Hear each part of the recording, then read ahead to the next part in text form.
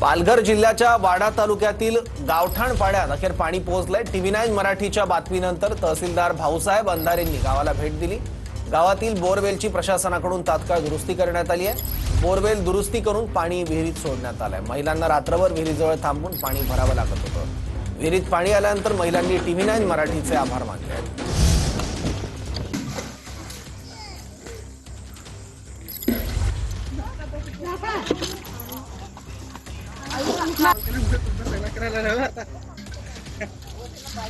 पाण्याची सोय नाही करीत इलेक्शन आला ना। तुम्हाला सांगा तुमची पाण्याची समस्या होती, आपण त्याची रात्री आलो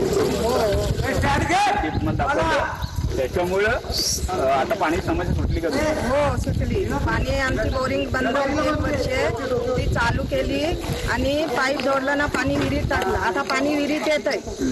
म्हणजे ही बातमी टीव्हीला आल्यानंतर? हा, टीव्हीला आल्यानंतर याचं काम झालं। बातमी गेल्यानंतरच बोरिंग दुरुस्त झाली आणि पाणी आम्हाला गावातून भेटला पियाला। आता आम्ही आनंदाने आहे। चॅनलचं भरपूर आभार मानणार, कारण का आम्हाला जे TV9 न्यूज चॅनल जे सचिन काका आहेत त्यांनी जे आम्हाला सपोर्ट केलं त्यानंतर आम्हाला पाणी मिळालं, त्यांच्यात आम्ही खूप आभार मानणार। जे आनंद आहे हा आनंद बरेचसा आपल्याला सांगून जातो।